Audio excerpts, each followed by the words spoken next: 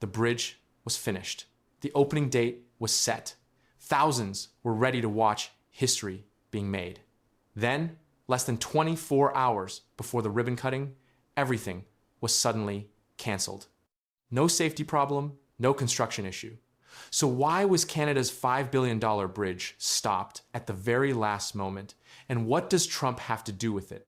The Canada Border Services Agency had been operational on the Windsor side since fall 2025. U.S. Customs and Border Protection staff were stationed, trained, and confirmed ready. The June 12th ceremony was on the calendar, and June 15th was the opening date. Then, on Thursday, June 11th, 2026, one day before the ceremony, it was canceled. No technical failure, no construction deficiency, no safety concern. The bridge that was ready to open did not open. And the reason that emerged over the following 48 hours involves a $1 million donation, a private meeting, a phone call, and a social media post. The Gordie Howe International Bridge is a $4.7 billion, 6-lane, cable-stayed crossing spanning the Detroit River between Windsor, Ontario, and Detroit, Michigan. Canada paid for it entirely, the full construction cost, the customs plaza on the American side, and the highway connections feeding the bridge on both ends. Under the 2012 agreement between the Canadian federal government and then Michigan Governor Rick Snyder, Michigan received joint ownership of the structure without contributing a single dollar of upfront capital. Canada recoups its construction investment through toll revenue over an estimated 30 to 70 years, after which toll revenue is split equally with Michigan. Trump himself endorsed this bridge during his first term. The arrangement gave the United States half of a $4.7 billion structure for free. That is the deal currently being used as leverage. Everything needed to open the bridge was in place as of June 11th. A Canadian source with direct knowledge of the planning stated that the Windsor-Detroit Bridge Authority, the Crown Corporation responsible for the bridge, had all the technical approvals it needed to proceed. DHS Secretary Mark-Wayne Mullen had told the Senate Appropriations Committee weeks earlier that his department was staffed, prepared, and ready, waiting only for a sign-off from bilateral negotiations that were not within DHS to resolve. The bridge had cleared every box. The opening was a political question, not a technical one. The sequence that produced Thursday's cancellation is documented. Michigan Governor Gretchen Whitmer spoke with Susie Wiles, Trump's chief of staff, and believed following that conversation that the White House had given the green light. The Associated Press reported the opening was proceeding on that basis. Invitations went out. The ribbon cutting was scheduled for the Windsor side Friday morning. Howard Lutnick, Commerce Secretary, and Pete Hoekstra, U.S. Ambassador to Canada, the two officials Trump had specifically appointed to lead bridge negotiations with the Canadian government, were not informed and were not consulted. Lutnick learned about the planned ribbon cutting while attending a New York Knicks game with Trump at Madison Square Garden on Monday night. He was, according to a source familiar with the timeline, caught off guard. Hoekstra said publicly, "Lots of people objected because they were caught off guard."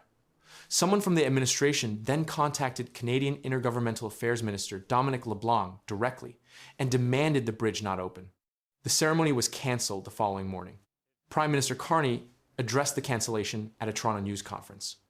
"At the request of the United States, we agreed to delay the opening and take the necessary time to resolve outstanding issues, a few issues that have been raised," Carney said. He described a series of technical aspects without elaborating and maintained, "There's no big drama here. Everyone is working hard to make sure the bridge is open as soon as possible." His framing was deliberate. No escalation, no public confrontation, no specific identification of the issues the United States raised. Canada received a request to delay a bridge it paid for and agreed to it. The Globe and Mail reported the specific issue Lutnick and Hoekstra want resolved before the bridge opens.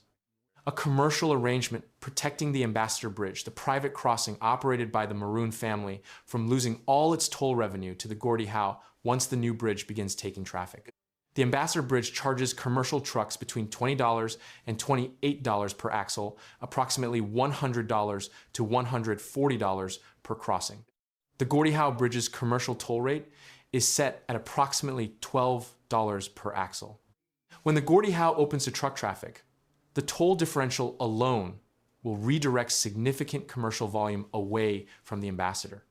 Lutnick and Hoekstra are, according to the Globe's reporting, negotiating with the Moran family to conclude an arrangement that protects Ambassador Bridge revenue before the competing bridge opens. They want to finish that private commercial negotiation first. The publicly owned, publicly financed crossing waits while that happens. The connection between the Moran family and the administration's position is also on the record. Matthew Moran donated $1 million to a Trump-aligned political action committee. The New York Times reported that Matthew Moran had a meeting with Lutnick shortly before Trump's February 2026 social media post, in which the president demanded compensation and new conditions before the bridge could open, even though he had previously endorsed the project.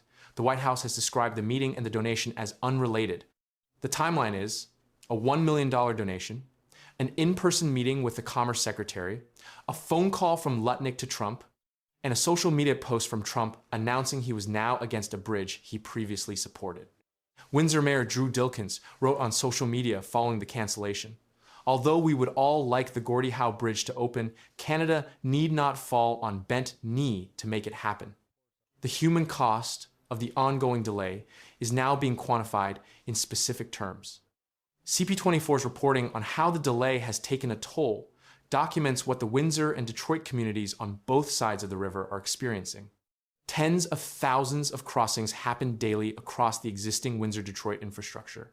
The Ambassador Bridge handles commercial truck traffic at premium toll rates because it has no competition. Every day the Gordie Howe remains closed is another day that competition does not exist. Another day commercial truckers pay the Ambassador Bridge's $100 to $140 crossing fee, rather than the Gordie Howe's $12 per axle rate. And another day, the communities that were promised a modern border crossing with pedestrian lanes, cycling infrastructure, and state-of-the-art customs facilities continue waiting. Former Governor Rick Snyder, the Republican who signed the original 2012 agreement and has more personal investment in this project than almost anyone alive, posted on social media following the delay that he remains optimistic the bridge will open sooner or later and will stand for 125 plus years. He wrote that the current situation should not take away from the brighter future. The crossing will deliver. Snyder is not well positioned to influence the current administration. He crossed party lines in 2020 to endorse Joe Biden, which effectively removed him from consideration as an informal advocate with Trump officials. Michigan Governor Whitmer's spokesperson said only, "The governor looks forward to attending the ribbon-cutting ceremony when it happens." Whitmer told reporters she was not entirely surprised, which raises its own question about what she knew that made her unsurprised, and what conversations she may need to have to get the opening back on track. The bridge has no opening date. The WDBA says it is ready to operate. All technical approvals are in place.